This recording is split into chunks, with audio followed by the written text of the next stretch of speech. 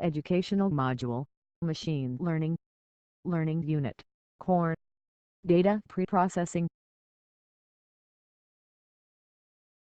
Real-world data are noisy, unreliable and filled with errors. Preprocessing is an important step that must be performed before the data are ready to be used in a learning algorithm.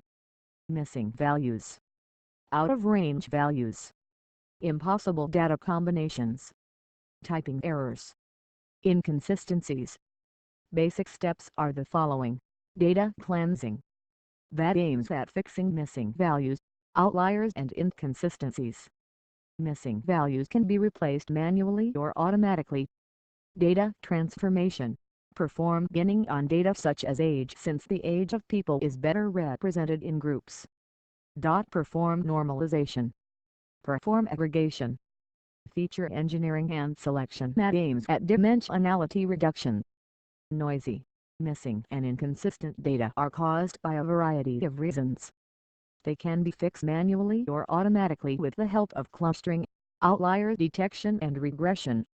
The way to do that could be by utilizing the average of existing values, but one should make sure the average is of all instances to avoid bias. There exist two versions of binning: distance-based, where the total range of values is split on parts of equal length, e.g. splitting age at 15-year intervals; frequency-based, where the values are split in a way that guarantees the same number of instances on every bin. Binning is a subset of discretization.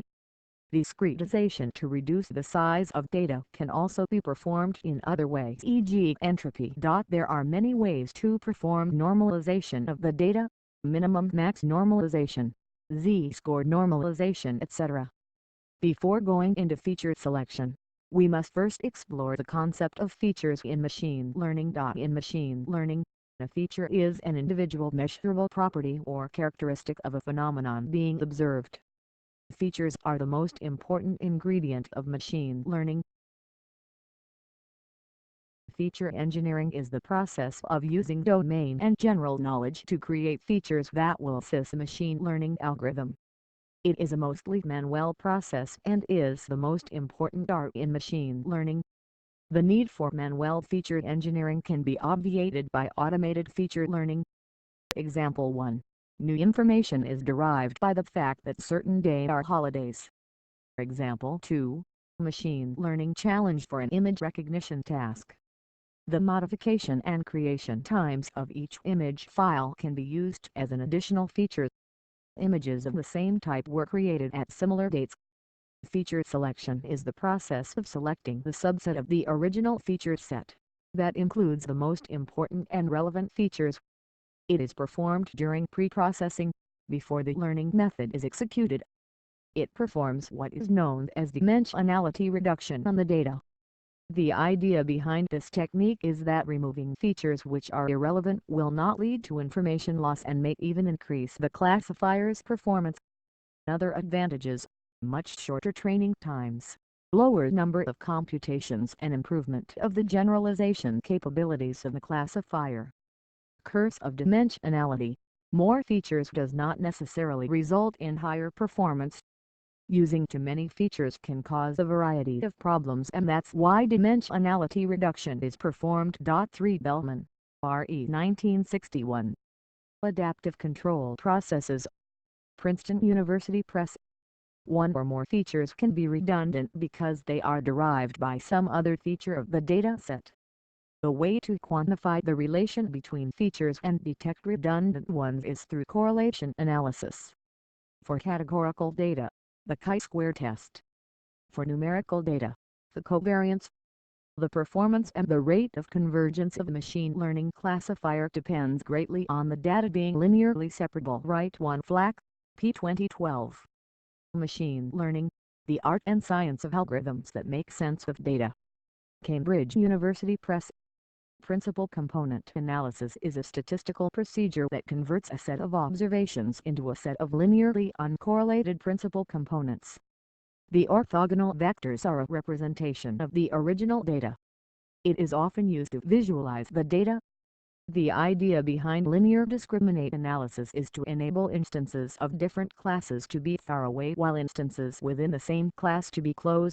This can be accomplished by making the distance between centers of different classes large while keeping the variance within each class small. It is commonly used to perform dimensionality reduction. An example of the decision boundary of LDA, PCA versus LDA principal component analysis and linear discriminant analysis look for linear combinations of variables which best explain the data. LDA explicitly attempts to model the difference between the classes of data. PCA, on the other hand, does not take into account any difference in class. Many real-world machine learning systems are faced with data unbalance. That happens when one or more classes labels have significantly higher/lower instance count compared to the rest, causing an overall imbalanced distribution. Frequently, the least common values of the label are associated with events that are highly relevant for end users in tasks such as fraud detection and medical diagnosis. Example 1. Medical data where 95% of patients don't have a heart disease compared to 5% that do. The classifier that always classifies a patient on that class can have an accuracy of 95% but is obviously useless. Example 2. Data where 80% of the samples are male and 20% are female. The data set must be adjusted in order to be balanced. When faced with an imbalanced data set, a variety of problems arise. The most obvious one is the fact that the machine learning algorithm will be trained in a biased way. When given new unseen examples to classify, the prediction will overrepresent the majority classes. Solutions: data processing approaches. Learning approaches. Data processing approaches, also known as a resampling::oversampling, create new instances that belong to the minority classes. There exists a variety of methods to perform oversampling. The most common one is SMOKE, where new synthetic data points are created with the help of k-nearest neighbors algorithm. Undersampling: remove instances from the majority classes until all classes share the same frequency. This approach is not employed frequently since it requires an overabundance of data. Such methods have the following advantages: can be applied to any existing learning tool. The chosen models are biased to the goals of the user because the data distribution was previously changed to match these goals, and thus it is expected that the models are more interpretable in terms of these goals. It is worth noting that changing the data distribution may not be as easy as expected. Choosing the desired distribution of classes can be hard. A perfectly balanced distribution may not provide the best classification results. List of main algorithms: random resampling, distance-based resampling, cluster-based resampling, prototype generation undersampling, e.g. choose centroids of k-means, controlled undersampling, e.g. near miss, data cleaning undersampling, e.g. Tomek links and condensed nearest neighbors, synthesizing new data with SMOKE and its variants ADASYN, etc. Active learning, modifying existing machine learning algorithms. The very popular SMOKE algorithm first oversamples the minority class by generating new synthetic data. Then it is combined with a certain percentage of random undersampling of the majority class that depends on a user-defined parameter. The SMOKE oversampling algorithm: take a sample X from the data set and consider its k-nearest neighbors in feature space. To create a synthetic data point at new, select one of the nearest neighbors of X and create a vector between the two data points. Multiply this vector by a random number which lies between 0 and 1. Add this to the current data point to create the new synthetic data point.